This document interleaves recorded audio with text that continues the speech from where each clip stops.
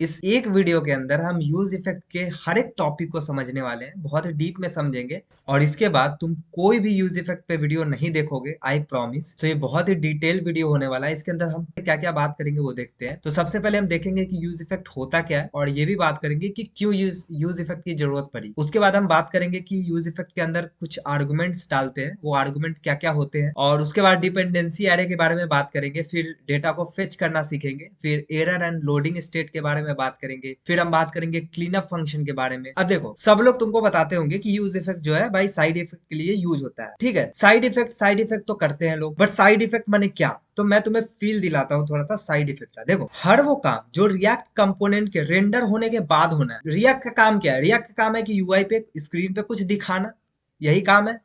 तो इसके अलावा, मतलब इससे हटके कुछ काम हो, वो होता है साइड इफेक्ट। इससे हटके क्या काम हो सकता है? ताकि तुम एपीआई से कोई डेटा को फेच कर रहे हो, ये रिएक्ट का काम तो नहीं है।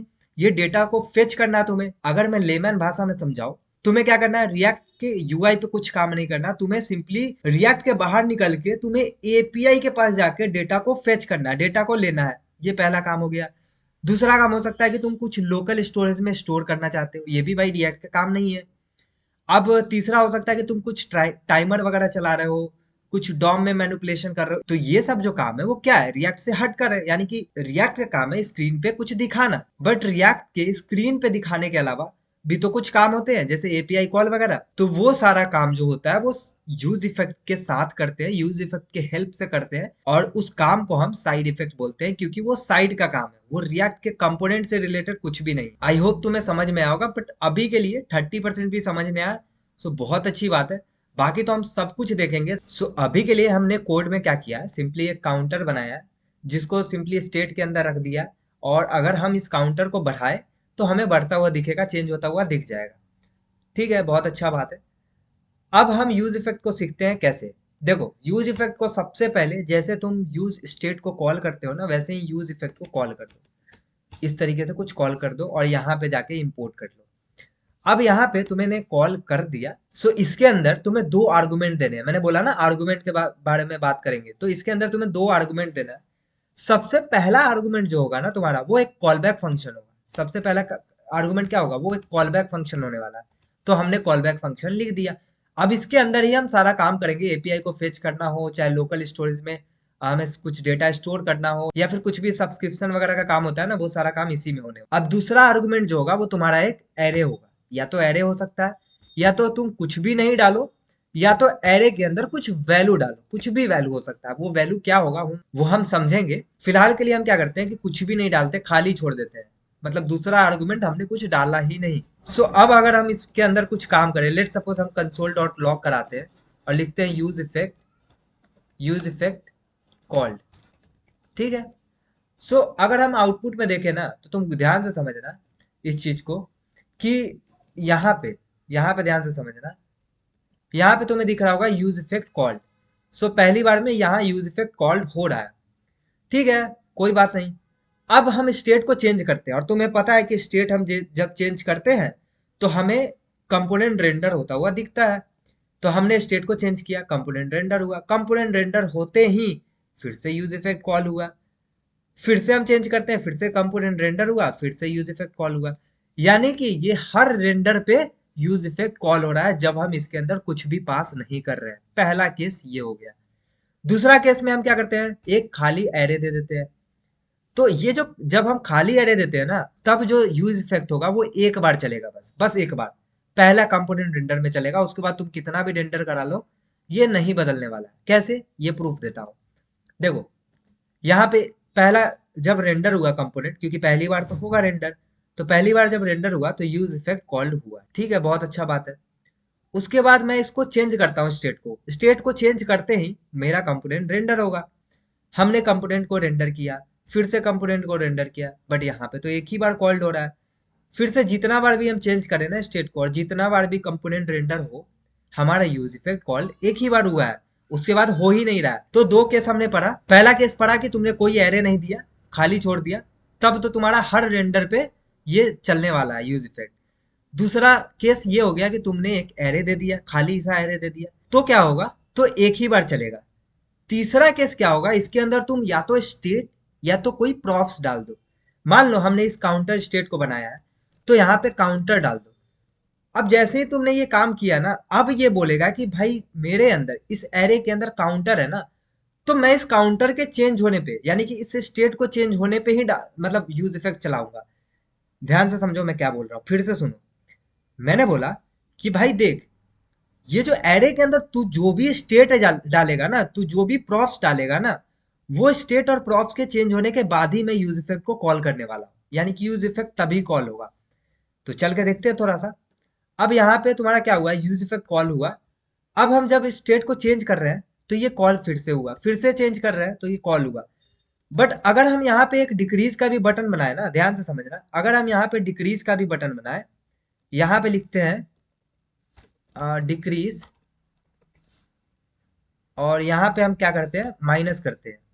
हमने ये डिक्रीज कर लिया। बट देखो ध्यान से समझो कि स्टेट तो भाई सेम ही रहेगा ना, यहाँ पे स्टेट तो सेम ही है, स्टेट काउंटर ही है। तो हम क्या करते हैं, एक और स्टेट बनाते हैं अलग से। हम यहाँ पे कुछ अलग सा स्टेट बनाते हैं, लेट सपोज डिक्रीज का, ऐसे ही मतलब ये बहुत ही गंदा कोड हुआ, लिखने का तरीका बहुत गंदा हुआ, बट मैं समझाना चाह रहा हूँ कि डिक्रीज हमने बना दिया। अब यहाँ पे क्या करते हैं हम ना, यहाँ पे सेट डिक्रीज कर देते हैं। अब जैसे ही हम सेट डिक्रीज किए, अब इस डिक्रीज को दिखा भी देते हैं, काउंटर के नीचे ही दिखा देते हैं। काउंटर के नीचे हम यहाँ पे डिक्रीज को दिखा देते हैं, और यहाँ पे भी काउंटर की जगह डिक्रीज होगा, क्योंकि मैं डिक्रीज को चेंज करना चाहता हूँ। सो अब ध्यान से समझो, जब मैं इंक्रीज कर रहा हूँ, तो यहाँ पे ये चेंज हो रहा है, रेंडर हो रहा है और यूज इफेक्ट कॉल हो रहा है। बट अगर मैं इसके जगह डिक्रीज पे क्लिक करूँ ना, तुम ध्यान से देखो, डिक्रीज हो रहा है, कंपोनेंट रेंडर भी हो रहा है, बट यूज इफेक्ट कॉल नहीं हो रहा। क्यों? क्योंकि मैंने बोला कि भाई जो तुम यहाँ पे स्टेट डालोगे ना, उसके चेंज होने पे ही ये यूज इफेक्ट चलने वाला है। आई होप तुम्हें ये समझ में आया होगा कि किस तरीके से हम पहला आर्गुमेंट देते हैं, एक कॉल बैक फंक्शन। दूसरा आर्गुमेंट देते हैं हम डिपेंडेंसी एरे, जिसके अंदर तीन कंडीशन होता है, या तो खाली छोड़ दो, या तो खाली एरे दे दो, या फिर कुछ वैल्यू डाल दो एरे के अंदर। ये तीन कंडीशन हमने बात किया। अब हम बात करते हैं कि डेटा कैसे फेच होता है। तो हम जब भी फेच करेंगे ना, तो हम उस काम को यूज इफेक्ट के अंदर लिखेंगे। और यूज इफेक्ट का कौन सा वेरिएशन यूज होगा, ध्यान से देखना। मैं सिंपली लिखता हूँ यूज इफेक्ट, और यूज इफेक्ट के अंदर ना मैंने तुम्हें तीन कंडीशन बताया था, याद होगा तुम्हें। या तो यहाँ कुछ मत डालो, या तो एक एम्प्टी एरे डाल दो, या फिर एरे के अंदर कुछ स्टेट या प्रॉप्स डाल दो। तो उस स्टेट और प्रॉप्स के चेंज होने पे ये पूरा का पूरा यूज इफेक्ट चलेगा। अब ध्यान से देखो, तुम यहाँ पे फेच कैसे करोगे। तो फेच करने के लिए तुम्हें सिंपली फेच मेथड का यूज करना है, और तुम्हें फेच के साथ यूआरएल डालना है। बट उसके पहले मैं तुम्हें कुछ दिखाना चाहूंगा। यहाँ पे मैं लिखता हूँ लॉग, और इसके अंदर लिखता हूँ डेटा फेचिंग डेटा लिखता हूँ। और यहाँ कंपोनेंट के अंदर सबसे टॉप पे लिखता हूँ कंसोल डॉट लॉग, लिखता हूँ कंपोनेंट रेंडर। ठीक है, तो ये काम किया। अब तुम ध्यान से देखना, यहाँ पे सबसे पहले कंपोनेंट रेंडर हो रहा है, और उसके बाद फेच डेटा फेच हो रहा है। तो मैंने तुम्हें यही तो बताया था ना कि डेटा फेच होने के बाद, सॉरी, कंपोनेंट रेंडर होने के बाद कोई काम करना है, तो उसके लिए यूज इफेक्ट यानी कि साइड इफेक्ट का इस्तेमाल कर रहे हैं। तो हमें ये साइड इफेक्ट यानी कि डेटा फेचिंग का काम हमें करना पड़ रहा है, तो ये कंपोनेंट के बाद ही हो रहा है। तो बस ये चीज तुम्हें दिखाना था। अब थोड़ा सा फेच करते हैं हम डेटा को। अब देखो यहाँ पे फेच कैसे करना है। तो तुम्हें क्या करना है, सिंपली यहाँ फेच मेथड का इस्तेमाल करना है, और इस फेच मेथड के साथ एक यूआरएल देना है। तुम्हें बेसिकली वहां का राउट्स देना है, जिस भी एंड पॉइंट पे हिट करना है। देखो अभी अगर तुम्हें बैकएंड बिल्कुल नहीं आता है ना, सो डोंट वरी, अभी इसमें कुछ भी नहीं है, बस तुम्हें बना बनाया एपीआई यूज करना है। मैं यहाँ पे गूगल पे जाता हूँ, एंड यहाँ पे जेसन प्लेस होल्डर, ये एपीआई तुम्हें दिख रहा होगा। अब यहाँ पे तुम्हें यहाँ देख सकते हो फ्री फेक रेस्ट एपीआई मिलते हैं, यानी कि यहाँ पे बहुत सारे तुम्हें राउट्स मिलेंगे। उस पर्टिकुलर एंड पॉइंट पे जाके तुम सिंपली हिट करोगे, तो तुम्हें डेटा रिस्पॉन्स में मिल जाएगा। तुम रिक्वेस्ट करोगे इस राउट्स पे, स्लैश पोस्ट पे, या स्लैश कमेंट पे, या स्लैश एल्बम पे, तो तुम्हें वहां से रिस्पॉन्स मिलेगा। अब देखो, स्लैश पोस्ट वाला हम लेते हैं, इसके अंदर हमें 100 पोस्ट मिल रहे हैं। तो हम यहाँ पे क्लिक करेंगे स्लैश पोस्ट पे, और हम क्या करेंगे, इस राउट्स को कॉपी कर लेंगे, या फिर इस यूआरएल को कॉपी कर लेंगे। हमें सिंपली क्या करना है, एक यूआरएल इसके अंदर डालना है। तो हम या तो यूआरएल बाहर बना लेते हैं, कॉन्स्ट यूआरएल, और इस तरीके से कुछ डाल देते हैं, और यहाँ पे यूआरएल की वैल्यू डाल देते हैं। या फिर तुम इस तरीके से भी कर सकते हो, इस तरीके से भी तुम यहाँ पे सिंपली यूआरएल डाल सकते हो और ये चीज डबल कोट के अंदर होगा। तो इसको मैं डबल कोट के अंदर करता हूँ। अब देखो तुमने फेच किया, तुमने बताया कि मुझे डेटा फेच करना है, कहाँ से करना है वो एड्रेस तुमने दे दिया, वो यूआरएल तुमने दे दिया। अब तुम्हारे पास यहाँ दो तरीके हैं, एक तो प्रॉमिस वाला तरीका हो गया, एक एसिंक अवेट वाला तरीका हो गया। तो मैंने एसिंक्रोनस जावास्क्रिप्ट में बात किया था जावास्क्रिप्ट मास्टरी कोर्स में कि प्रॉमिस वाला तरीका कैसे यूज होता है और एसिंक अवेट वाला कैसे होता है। देखो अगर तुमने नहीं देखा सो डोंट वरी, यहाँ मैं बिल्कुल अच्छे से समझाऊंगा। यहाँ पे सबसे पहले इस प्रॉमिस वाला तरीका में तुम्हें देन करना है। देन क्यों करना है? बिकॉज जब तुम इस यूआरएल पे हिट करोगे ना तो वहां से कुछ रिस्पॉन्स आएगा। तो मैंने तुम्हें बोला था रिजॉल्व होके आएगा या रिजेक्ट होके आएगा।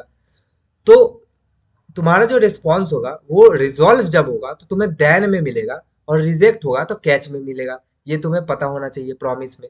नहीं भी पता है तो दिमाग में बस इतना रखो कि हम डेटा कुछ इस सीक्वेंस में ही गेट करते हैं। अगर तुम्हें जब भी डेटा फेच करना है ना, तुम यही फॉर्मेट यूज करोगे। सबसे पहले फेच लिखोगे, उसका एड्रेस उसका यूआरएल लिखोगे, राउट्स लिखोगे और सिंपली देन के अंदर तुम्हें रिस्पॉन्स मिल जाएगा। बट ध्यान से समझना, मैं तुम्हें इस रिस्पॉन्स को ना थोड़ा सा लॉक करके दिखाता हूँ कि ये रिस्पॉन्स के अंदर आ क्या रहा है। तो अगर हम चल के देखें यहाँ पे, तो यार रिस्पॉन्स के अंदर तुम्हें कुछ दिख रहे होंगे, टाइप दिख रहा है, यूआरएल दिख रहा है, रीडायरेक्टेड दिख रहा है, स्टेटस दिख रहा है, ओके दिख रहा है। ओके की वैल्यू तुम्हें ट्रू दिख रही है। बट अगर मैं यहाँ पे गलत कर दूं ना, एरर कर दो, कुछ पोस्ट की जगह एक और एस लगा दिया, तो यहाँ पे देखो, यहाँ पे तुम्हें स्टेटस 404 मिल रहा है और ओके की वैल्यू फॉल्स मिल रही है। बस ये चीज इसलिए बताना था बिकॉज आगे हम इस चीज का यूज करेंगे। तो फिलहाल के लिए इतना तुम देख लो कि इसके अंदर तुम्हें रिस्पॉन्स के अंदर कुछ मिल रहा है। अभी जो ये है ना जेसन स्ट्रिंग में, तुम्हें ऑब्जेक्ट में, जावास्क्रिप्ट ऑब्जेक्ट में कन्वर्ट करना है। तो उसके लिए तुम क्या कर सकते हो? उसके लिए सिंपली रिस्पॉन्स डॉट जेसन कर सकते हो। तुम जैसे ही ये काम करोगे, अब तुम जाके चेक करो, तो अब तुम्हें यहाँ पे एक प्रॉमिस मिल रहा है। प्रॉमिस रिटर्न होगा, इसका मतलब क्या हो गया? इसका मतलब ये हो गया कि भाई यहाँ पे जब मैं फेच कर रहा था डेटा तब भी तो प्रॉमिस रिटर्न हो रहा था। तो प्रॉमिस रिटर्न होने पे मैंने क्या किया था? डॉट देन लगाया था। तो इसका मतलब मैं कहना चाहता हूँ, यहाँ पे मैं फिर से लिख देता हूँ, मैं कहना चाहता हूँ कि जैसे ही मैं रिस्पॉन्स डॉट जेसन कर रहा हूँ, कन्वर्ट कर रहा हूँ इसको, तो मुझे प्रॉमिस मिल रहा है। तो प्रॉमिस मिल रहा है तो फिर से मैं देन को लगाऊंगा और यहाँ से मुझे फाइनल डेटा मिल जाएगा। आई होप तुम्हें समझ में आया होगा। अब इसको मैं थोड़ा सा लॉक करके दिखाता हूँ कि फाइनल डेटा में हमें क्या मिल रहा है। तो देखो अभी तक मैंने क्या बताया, थोड़ा सा रिवीजन करते हैं। तुम्हें सिंपली यहाँ फेच मेथड का इस्तेमाल करना है, यहाँ यूआरएल देना है, उसके बाद तुम्हें प्रॉमिस रिटर्न करेगा ये चीज। तुम्हें प्रॉमिस रिटर्न किया तो उसको तुमने देन के अंदर कैच किया। उसके बाद वो रिस्पॉन्स जो आया उसको तुम सिंपली जावास्क्रिप्ट ऑब्जेक्ट के अंदर कन्वर्ट करने के लिए डॉट जेसन करोगे। अब ये काम जो है वो भी एसिंक्रोनस है और प्रॉमिस रिटर्न कर रहा था। ये चीज मैंने तुमको प्रूफ दे दिया अभी, क्योंकि प्रॉमिस हमें मिल रहा था। ठीक है, तो प्रॉमिस रिटर्न करा तो फिर से हमने देन लगाया, फिर से देन लगाया तो फाइनली हमें डेटा मिल जा रहा है। मिल जा रहा है कैसे, चेक करते हैं थोड़ा। तो यहाँ पे हमें एरर दिखा रहा, क्यों दिखा रहा? बिकॉज भाई हमने यहाँ पे राउट्स में गलती कर रखा है, तो इसको सही कर देते हैं। अब देखो, अब यहाँ पे तुम्हें पूरा का पूरा डेटा मिल रहा है और यहाँ पे जब हम खोल रहे हैं तो ये पूरा डेटा तुम्हें मिल रहा है। ठीक है, तो इसके अंदर तुम ध्यान से देखना, इसके अंदर यूजर आईडी भी है, यूजर आईडी भी और आईडी भी है। तो आईडी के जरिए भी हम सिलेक्ट कर सकते हैं। अगर हम आईडी 2 डालें तो वो पर्टिकुलर 2 वाला ही आएगा। तुम ध्यान से देखो, जैसे ही /2 करते हैं तो हमें वो 2 वाला ही मिल रहा है, 2 आईडी वाला ही दिख रहा है। तो इसका मतलब ये है कि अगर हम यहाँ राउट्स में /2 डाले तो इसका मतलब है कि भाई ठीक है, हमें 2 वाला आईडी मिलेगा सिर्फ। तो 2 आईडी वाला ही हमें डेटा मिल रहा है। आई होप तुम्हें समझ में आया होगा कि किस तरीके से हम डेटा फेच कर रहे हैं और किस तरीके से हमें रिस्पॉन्स मिल रहा है। उस रिस्पॉन्स को कन्वर्ट कर रहे हैं जेसन में, सॉरी, जेसन को कन्वर्ट कर रहे हैं जावास्क्रिप्ट ऑब्जेक्ट में, और वो भी एक प्रॉमिस रिटर्न कर रहा है, इसलिए हम फिर से डॉट देन लगा रहे हैं। अब देखो, जब भी तुम डेटा फेच करोगे यही प्रोसेस होगा, तो इस प्रोसेस को तुम याद भी कर सकते हो। अब एसिंक का वेट वाला भी देखेंगे, बट एक और बात बता देता हूँ, इस काम को तुम एक फंक्शन के अंदर भी कर सकते थे और यूज इफेक्ट के अंदर वो फंक्शन कॉल कर सकते थे। बट फिलहाल के लिए मुझे बताना था कि कैसे डेटा फेच होता है। अब हम बात करते हैं एसिंक का वेट वाला तरीका। सो यहाँ पे मैं क्या करूंगा, एक सिंपली फंक्शन बनाऊंगा। तो मैं फंक्शन बना लेता हूँ और उस फंक्शन का नाम रखता हूँ फेच डेटा। ठीक है, फेच डेटा रखा और इसके अंदर हम क्या करेंगे, वही काम करेंगे डेटा को फेच करने का with the help of fetch method. तो ये काम जब होगा ना, तो ये काम को हम ट्राई एंड कैच ब्लॉक के अंदर भी कर सकते हैं एरर को हैंडल करने के लिए। और हाँ, जब हम प्रॉमिस वाला तरीका भी कर रहे थे ना, वहां भी तुम डॉट कैच लगा के एरर को कैच करके दिखा सकते थे, ठीक है। तो फिलहाल के लिए मैंने वो नहीं बताया, बिकॉज मेरा कंसर्न था तुम्हें डेटा फेच करना सिखाना, एरर को हैंडल करना नहीं। सो अभी भी हम ट्राई कैच को इग्नोर कर सकते हैं अभी के लिए, बिकॉज इसका इस्तेमाल हम एरर हैंडलिंग के लिए करते हैं, जो कि सही तरीका होता है। तो हम एक काम करते हैं, इसको इस्तेमाल कर ही लेते हैं। तो ट्राई के अंदर ट्राई कैच का इस्तेमाल करते हैं। ट्राई के अंदर हम क्या लिखेंगे, सिंपली अवेट लिखेंगे। और अवेट क्यों लिख रहा है, बिकॉज जो हमें मिलेगा ना ये फेच डेटा करने पे, इसके अंदर हम सिंपली यूआरएल डाल देते हैं। तो ये यूआरएल पे जब हम फेच करेंगे वही काम कर रहे हैं, बस हमें अवेट करना है। मतलब कि सुनो, ये हमें प्रॉमिस रिटर्न कर रहा था, तो जब भी प्रॉमिस रिटर्न कर रहा है ना, तो हमें थोड़ा सा अवेट करना है। अब जब भी तुम अवेट कीवर्ड का यूज करो, यहाँ पे फंक्शन एसिंक्रोनस होना चाहिए। क्या होना चाहिए, एसिंक्रोनस होना चाहिए। तो मैंने एसिंक्रोनस फंक्शन लगा दिया। अब तुम्हें क्या मिल रहा था, इसको हिट करने पे फिर से प्रॉमिस रिटर्न हो रहा था। तो सबसे पहले तो इसको रिस्पॉन्स में डाल लेते हैं, इसको रिस्पॉन्स के अंदर डाल लेते हैं। तो रिस्पॉन्स के अंदर हमने डाल लिया। अब जो ये रिस्पॉन्स आ रहा है उसको कन्वर्ट करना है जेसन में, तो रिस्पॉन्स डॉट जेसन करेंगे। तो ये भी एक प्रॉमिस रिटर्न कर रहा है, इसलिए हम यहाँ भी अवेट लगा देंगे। ठीक है, अवेट लगाया, ये फाइनल हमें डेटा दे दे रहा था। फिर लॉग करते हैं हम अपने डेटा को, और कैच के अंदर जो भी हमें एरर मिल रहा है उस चीज को हम प्रिंट कर सकते हैं। तो लॉग करते हैं यहाँ पे एरर को। अब इस फेच डेटा को हम कॉल कर सकते हैं। कहाँ पे कॉल करेंगे, सिंपली ऑब्वियस ही बात है, हमें डेटा फेच का काम कहाँ करना है, यूज इफेक्ट के अंदर करना है। तो यूज इफेक्ट का कौन सा फॉर्मेट, ये एम्प्टी एरे वाला फॉर्मेट, क्योंकि हमें हर रेंडर पे इसे कॉल नहीं कराना है, एक बार ही कॉल होगा फेच डेटा फेच के समय। ठीक है, अब देखो इसके अंदर वही काम करेंगे, फेच डेटा को कॉल कर देंगे। तो फेच डेटा को हमने कॉल कर दिया। अब तुम ध्यान से समझो, हमने ये एसिंक अवेट वाला तरीका अपनाया। यहाँ पे अवेट लगाया, यहाँ पे भी अवेट लगाया, क्यों, क्योंकि प्रॉमिस रिटर्न कर रहा था। और फाइनली हमें डेटा मिल गया। तो हम चल के देखते हैं थोड़ा सा कि ये हमें वही डेटा दे रहा है। तो हमें ये वही डेटा दे रहा है। अगर हम यहाँ पे /2 डालें, तो हमें पर्टिकुलर 2 ID वाला ही डेटा मिल रहा है। अगर हम यहाँ पे इस 2 को हटाए और यहाँ पे एक और एक्स्ट्रा एस लगाते हैं, तो हमें एरर मिलेगा। तो जब तुम एरर देखोगे तो यहाँ एरर आएगा कैच ब्लॉक में, बट तुम्हें मैसेज को अगर प्रिंट करना है, तो मैंने तुम्हें एक चीज बताया था, मैं एक बार और बता देता हूँ। जो रेस्पॉन्स को मैंने प्रिंट कराया था ना, उस रेस्पॉन्स को थोड़ा सा प्रिंट करा के एक बार चेक करते हैं क्या मिल रहा है। तो इसके अंदर हमें स्टेटस 404 मिल रहा है एंड ओके की वैल्यू फॉल्स मिल रही है। तो क्या हम यहाँ पे कंडीशन पहले लगा सकते हैं कि देखो भाई, अगर रेस्पॉन्स डॉट ओके ये ट्रू होगा तब, जब सही होगा मतलब एरर नहीं आएगा, रिस्पॉन्स कुछ हमें मिल रहा है, और अगर नॉट लगा देते हैं तो फॉल्स हो जाएगा। यानी कि हम कह रहे हैं कि रिस्पॉन्स जब भी हमें फॉल्स मिले, तो तुम एक नया एरर थ्रो कर दो। तो नया एरर इस तरीके से तुम थ्रो कर सकते हो, और इसके अंदर सिंपली तुम रिस्पॉन्स डॉट स्टेटस की वैल्यू प्रिंट करा सकते हो। क्योंकि मैंने तुम्हें बताया ना कि यहाँ पे तुम्हें स्टेटस की वैल्यू भी 404 मिल रही है। तो तुम इस तरीके से प्रिंट करा सकते हो, और यहाँ से मैं हटा देता हूँ। तो ये काम हो जाएगा। और यहाँ पे जो तुम एरर को प्रिंट करा रहे हो ना, यहाँ पे इस तरीके से कुछ करा लेते हैं। एरर जो होगा वो होगा एरर डॉट मैसेज। तो तुम्हें कुछ इस तरीके से करना है, और तुम अब ध्यान से देखो, हमने एरर किया तो यहाँ पे एरर 404 दिखा रहा है। फिलहाल के लिए आई होप तुम्हें समझ में आया होगा कि डेटा कैसे फेच होता है with the help of promise और एसिंक अवेट। दोनों तरीका मैंने बता दिया। दोनों तरीके को तुम याद कर सकते हो, क्योंकि जब भी हम डेटा फेच करेंगे, ये कुछ स्टेप्स हमेशा होता ही रहेगा। अब हम लोडिंग और एरर स्टेट के बारे में बात करते हैं। देखो, अभी तक जो भी डेटा था वो तुम कंसोल पे दिखा रहे थे, बट अब तुम्हें क्या करना है, उस डेटा को यूआई पे दिखाना है। तो तुम क्या करोगे, लोडिंग एरर और डेटा का स्टेट बना लोगे। उससे क्या होगा, जब लोडिंग होगा तो लोडिंग स्टेट के अंदर तुम वैल्यू चेंज कर पाओगे, एरर के अंदर भी एरर रख पाओगे।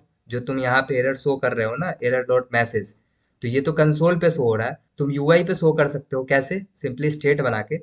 और जो डेटा तुम कंसोल पे शो कर रहे हो उसको भी यूआई पे शो कर सकते हो स्टेट बना के। फिलहाल के लिए हम लोडिंग और एरर स्टेट को अच्छे से देखते हैं। हम क्या करेंगे, सिंपली यहाँ पे const error set error use state का यूज करेंगे, और इसके अंदर अभी के लिए नल डाल देते हैं। और फिर const loading and set loading, बिल्कुल मत घबराना, ये बहुत ही आसानी से समझ में आएगा। इसके अंदर हम बाय डिफॉल्ट फॉल्स रखते हैं।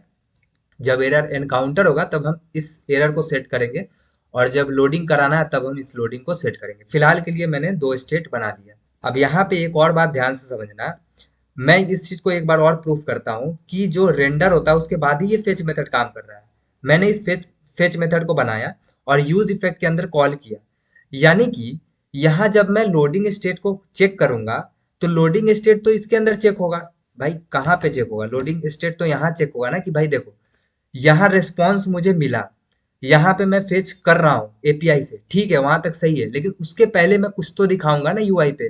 तो यहाँ पे मैं बोलूंगा क्या दिखाऊंगा, तो यहाँ पे मैं बोलूंगा सेट लोडिंग को कर दो ट्रू। ठीक है, अब यहाँ पे नीचे में कंडीशन चेक करके लगाएंगे। फिलहाल के लिए समझो कि हम कैसे चेक कर रहे हैं कि लोडिंग ट्रू होगा या फॉल्स होगा। तो हम डेटा को फेच कर रहे हैं, जब तक डेटा फेच हो रहा है तब तक हम चाहेंगे कि लोडिंग जो हो वो ट्रू हो, यानी कि लोडिंग दिखे। ठीक है, बहुत अच्छा बात है।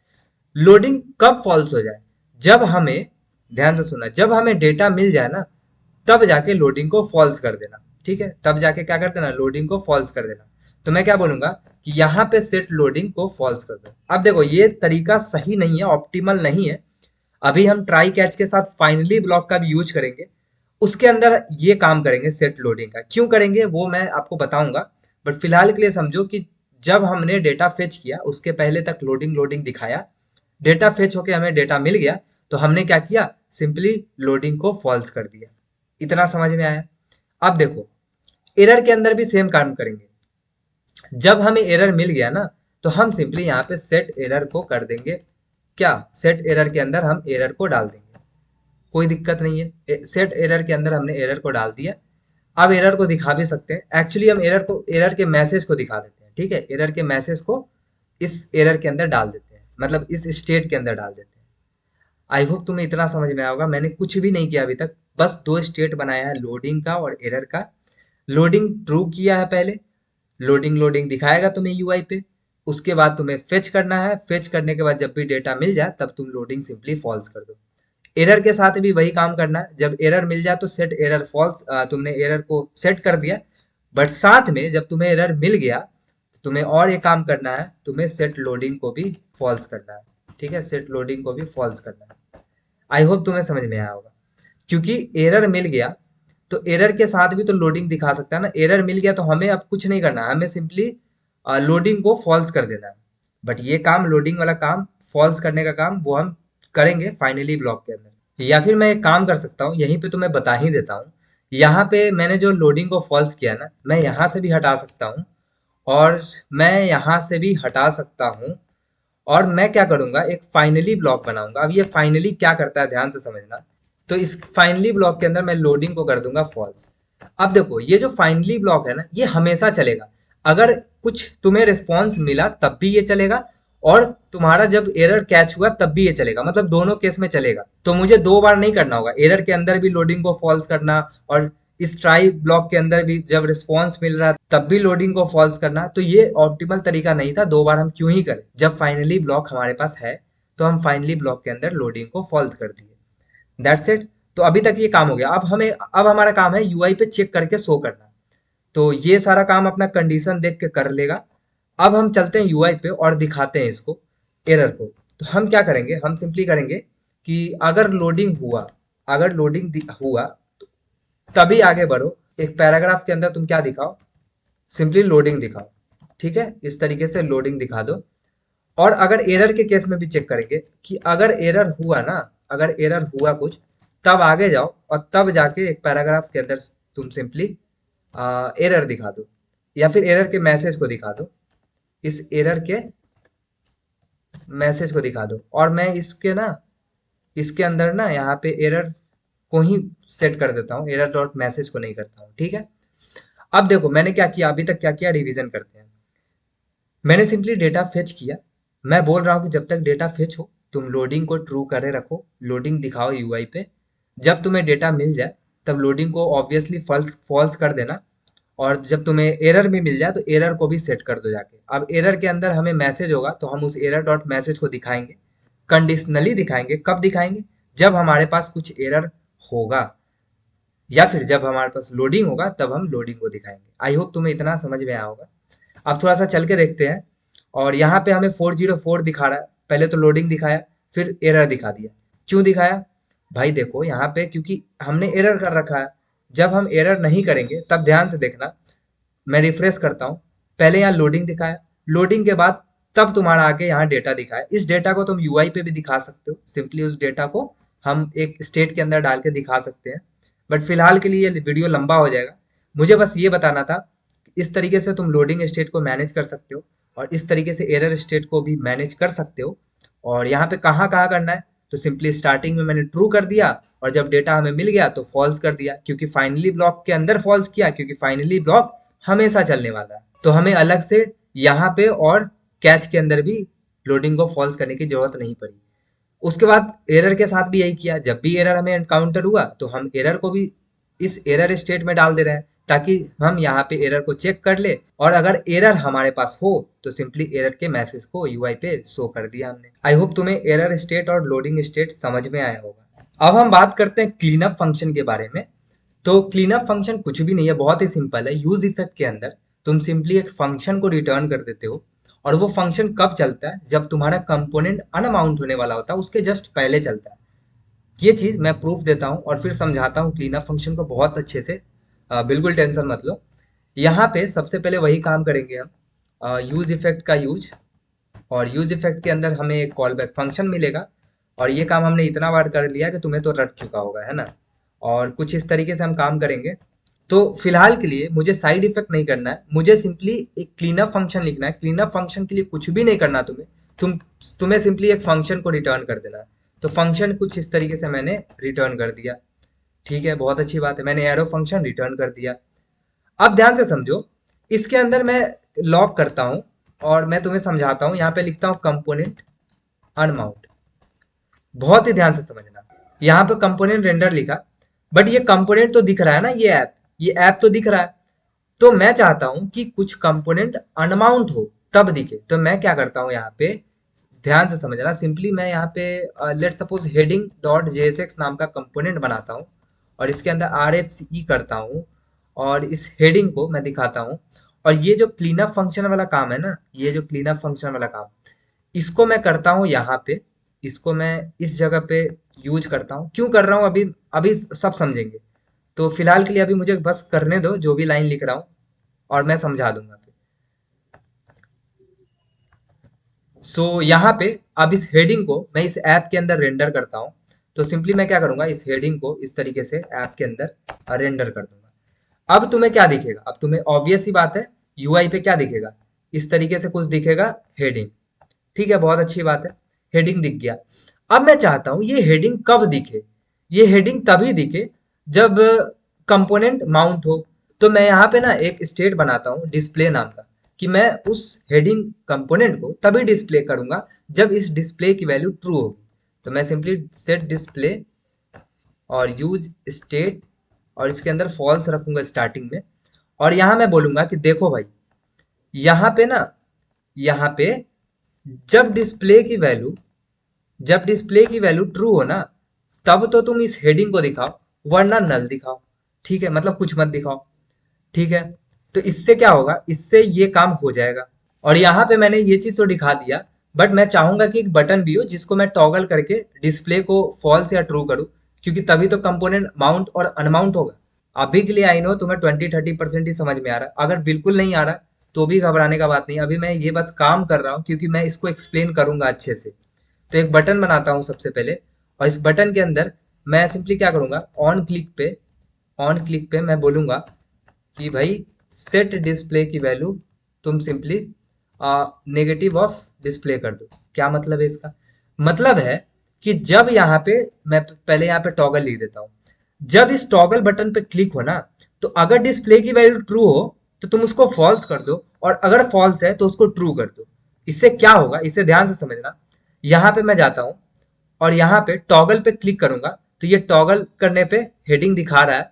फिर से मैं इस बटन पे क्लिक करूँ, हेडिंग गायब हो गया। फिर से इस बटन पे क्लिक करूँ तो हेडिंग दिखा रहा है और साथ में यहाँ पे कंपोनेंट अनमाउंट भी दिखा रहा है। क्यों? अब इसको समझते हैं बहुत अच्छे से, ध्यान से समझो। मैंने डिस्प्ले दिखा दिया, ठीक है। जब ये कंपोनेंट अनमाउंट होगा तब ध्यान से समझो कि इस हेडिंग वाला जो यूज इफेक्ट है उसके अंदर रिटर्न जो लिखा है ना, यानी कि क्लीन अप फंक्शन, तब वो चल रहा है। मतलब कि ध्यान से समझना, मतलब कि देखो मैं इसको टॉगल करता हूं, ये कंपोनेंट माउंट हुआ, माउंट होने में तो ऑब्वियस ही बात है कंपोनेंट रेंडर दिखाएगा क्योंकि कंपोनेंट माउंट हुआ है, बहुत अच्छा बात है। बट मैंने क्या बोला, क्लीन अप फंक्शन कब चलेगा, जब कंपोनेंट अनमाउंट होगा उसके पहले चलेगा। जैसे ही मैं अनमाउंट करता हूँ, ध्यान से सुनना, टॉगल क्लिक करते ही ये हेडिंग गायब हो जा रहा है, यानी कि मैं इसको अनमाउंट कर रहा हूँ, मैं स्क्रीन से हटा रहा हूँ, यूआई से हटा रहा हूँ। जैसे ही इसको अनमाउंट करूंगा ना, ध्यान से समझना, तुम्हारा क्लीनअप फंक्शन चलेगा। देखो तुम्हारा क्लीनअप फंक्शन चला, तो तुम देख पा रहे हो मैंने फिर से ये किया, और फिर से जैसे ही अनमाउंट किया वैसे ही क्या हुआ, वैसे ही तुम्हारा कंपोनेंट अनमाउंट वाला चीज चल गया। तो तुम्हें समझ में आओगा क्लीनअप फंक्शन कब चलता है, जब कंपोनेंट तुम्हारा अनमाउंट होने वाला हो।